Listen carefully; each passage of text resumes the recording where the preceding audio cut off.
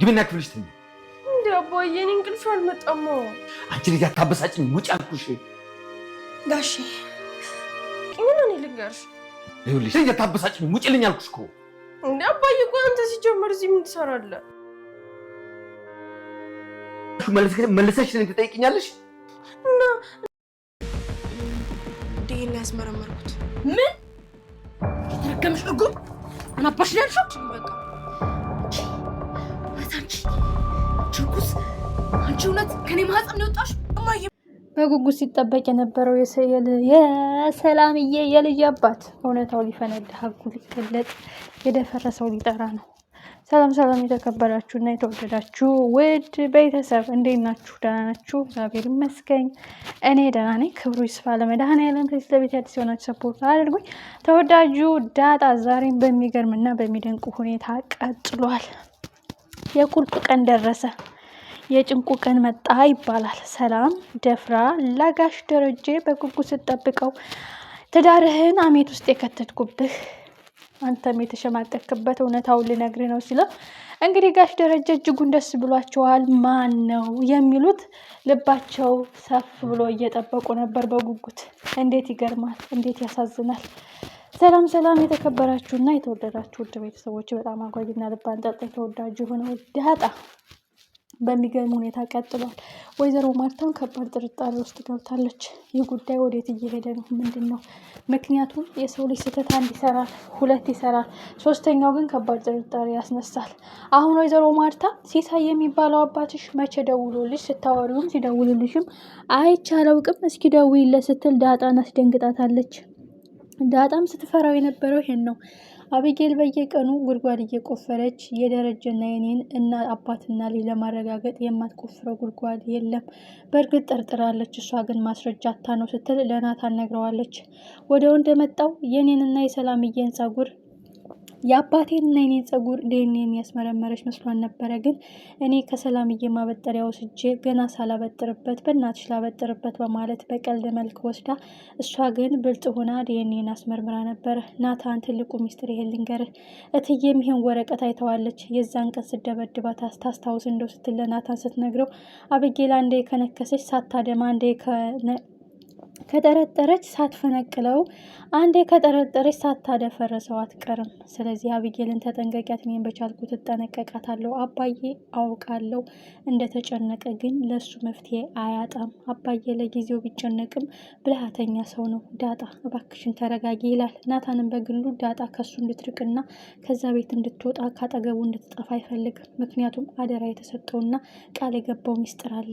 ይህም ሰላምዬ እኔ የሆነ ነገር ከሆንኩ ለዳጣ ስጥ የተባለው ደብዳቤ ስላለ፣ ናታን ግን በሂደት በእርግጠኝነት ሰላም የዳጣ እናት ማወቁ መሆኑን የማያውቅ በእርግጠኝነት ያውቃል። ለምን ብትሉ ሰላም አደራ ብላ የሰጠችው ወረቀት ምንም ቢገልጽ ነው። በእርግጥ ዳጣ እየወድሻለሁ፣ አደራ ልጅን ጠብቂልኝ ብቻ ልትላት አትችልም። የሚያገናኛቸው ነገር አለ።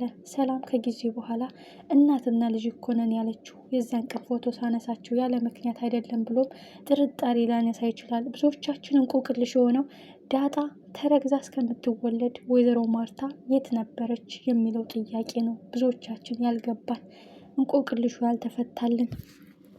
ሌላው ትልቁ ጉዳይ አቢጌል ለጊዜው ብታሸሸውም ብትደብቀውም ናታን እኔ አቢጌል አይደለውም ፎክሬ አልታውም የደበክበት ገብቼ ሚስጥሩን አወጣዋለሁ ብላ ለናታን ዝታበታለች።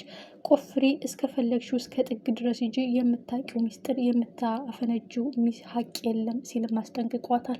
ጋሽ ደረጀ አቢጌል የራሷን ህይወት መኖር አለባት፣ ህይወት ራሷ ልታስተምራት ይገባል፣ ከኛ ርቃ ወደ ስዊድን ሀገር መሄድ አለባት ሲል ለወይዘሮ ማርታ አስረግጦ ነግሯታል። ወይዘሮ ማርታም ቆም ብላ ብታስበው ልጇን እያጨማለቀቻትና ስድ ሁና እንድታድግ እያረገቻት ነው እንጂ ጥሩ እያስተማረቻት አይደለም። በቻለት አቅም ትመክራታለች፣ ትዘክራታለች። ግን ደረጀ ሲቆጣት እየገላገለች የሆነ ጫን ያለ ቅጣት ሲመጣ እያባበለች እያበላሸቻት ነው እንጂ እያሳመረቻት አይደለም። ስለዚህ በጋሽ ደረጀ ሀሳብ ተስማምታ ወደ ስዊድን ሀገር ብትሄድ መልካም ነው። ሰው ከዩኒቨርሲቲ በላይ ህይወት ራሷ ኮርኩማ ሞርዳ ብዙ እውቀት ታስጨብጣለች። ይህም እኛ ምስክሮች ነን። ብዙ ትምህርት ያገኘንባት ከህይወት ውጣ ውረድ ከአቀበት ቁልቁለቱ ነው። ብዙ ዲፕሎማ፣ ማስተርስ ዲግሪ ካላቸው በላይ እውቀት ያገኘ ነው። እና ውዶችዬ ከአቢጌል ምን ተማራችሁ? እልክ ለማንም አይጠቅምም። ክፋት ለማንም አይጠቅምም። ክፋት እድገት ሳይሆን ውድቀት ነው። ክፋት ብልጽግና ሳይሆን ሽንፈት ነው። ስለዚህ ለማንም አይጠቅምም ክፋት። ሌላው ትልቁ ጉዳይ ሰላም ከባድ ስህተት ከባድ ጸጸት የሆነባት ልጅን ስትጥልብኝ አጋጣሚውን ተጠቅሜ ይህም ልጅ ያንተ ነው ስትለው ጋሽ ደረጀ ምን ይሰማ ይሆን? ያችን ቅጽበት ለማወቅ ሁላችንም ጓጉተናል። ቅጽበቷን ለመስማት ሁላችንም በጉጉት እየጠበቅነው ነው። ማን ነው ትዳሬን አሜት ውስጥ የከተተብኝ? አባዋራ ያለበት ቤት የቤታቸው አጋዥ አረገዘች እየተባለ እንደ ቤተሰብ ስለምናይሽ አሜቱን ችለን የተቀመጥ ነው። በጉጉት የተጠበቀው የልጅ አባት ማን ነው ብሎ ሲጠይቅ ጋሽ ደረጀ አንተ ነህ የሚለው ቃል ሲወጣ እንዴት ያስደነግጣል! በጣም በጣም ያስደነግጣል። ምክንያቱም ጋሽ ደረጀ አሁን ለሰላምና ለዳጣ እያደረገው ያለውና የባለፈው ስህተቱ የባለፈው ጸጸቱ ገስጦት አስተምሮት መልካም አባት እየሆነ ነው። ክፉ አባትም አይደለም። ልጆቹ ሳይጎልባቸው እኩል እንዲያድጉ እየሞከረ ነው። ግን ከአንድ ስህተት ሁለተኛ ስህተት ተጨምሮባቸዋል። ይህ ጉዳይ እውነቱ ሲነገረው የእውነት ማመን ያቅተዋል።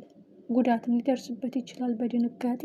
ግን በፍጹም ይሄን አምኜ አልቀበልም፣ አንቺ አልናገርም ብትይ እንኳን የዲኤንኤ ምርመራ ይመረመራል ብዬ ቃል ገብቻለሁ።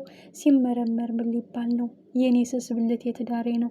የኔ ስስ ብልቴ የቤቴ ድምቀት፣ የኔ ግራ ጎኔ እዚህ ለመድረሴ ብርታቴ የሆነችኝ የኋላ ምሰሶዬ ማርትዬ ናት።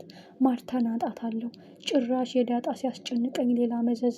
ሰላም ቆይ ምን ሆነሽ ነው ብሎ በቀላሉ አይመልስላትም። ከባድ ፍጥጫ ነው የሚፈጠረው። ሰላምዬም የሚያሳምናት ነገር አለ። በጊዜው ልጅን ጣላችሁብኝ፣ እኔም አስቤውም አቅጀውም አልሜውም አይደለም። ማርታ ሌላ ሀገር ሂዳ ሳለ ማርትዬ እያልክ እኔን ስትታገለኝ ሰክረህ ደግፌ ሳስገባ በዛች ቅጽበት ነው አጋጣሚውን የተጠቀምኩበት ብትለውም በፍጹም የሚያሳምን ጉዳይ አይደለም። እንዴት አንዴ እንኳን እኔ ተተናኩሸሽ እኔ አስቸግርሽ ሊሆን ይችላል። ሁለተኛው ግን ያንቺ ጥፋት ነው። ምክንያቱም በጊዜ ሂደት እንቆቅልሽ ይፈታልሽ እንደነበረ እንዴት ትረሻለሽ? ልጄን ስለወሰዱብኝ ሌላ ስህተት እንዴት ታሰርኛለሽ? ብሎም ሊወቅሳትና ከባድ ቅጣትም ሊቀጣት ይችላል። በድንጋጤ ሲጨቃጨቁ የተጸነሰው ልጅም ጉዳት እንዳይደርስበት የብዙዎቻችን ግምት ነው። ለማመን የሚከብድ ለመወሰን ለመፍረድ የሚያስቸኩል እጅግ የሚገርመው ነገር ይህ ጉዳይ ነው። ማነፍነፍና የሰው ሚስጥር መፈንዳት የሰው ሚስጥር ማጋለጥ የማሰለችው አቢጌል ምናልባት ሰላምዬና አቶ ደረጀ ሲያወሩ ሰምታቸው ሌላ ታሪክ እንዳይፈጠር እንፈራለን። የእውነት አጋሁን ጋሽ ደረጀ እጅጉና ያሳዘኑን። በእርግጥ ወይዘሮ ማርታ ባመነቻቸው በወደደቻቸው በተንከባከበቻቸው ሰዎች ክህደት ተፈጽሞባት እውነቱን ስትሰማ ምን ይፈጠራል የሚለው ጉዳይ ሳይሆን አሁን ትልቁ ጉዳይ ጋሽ ደረጀ የዳጣ ጉዳይ እንቅልፍ ነስቷቸው ሰላም አሳጥቷቸው እያለ ሌላ ተጨማሪ አጣብቂኝ መጣባቸው። ምን ይፈጠራል? ሁላችንም በጉጉት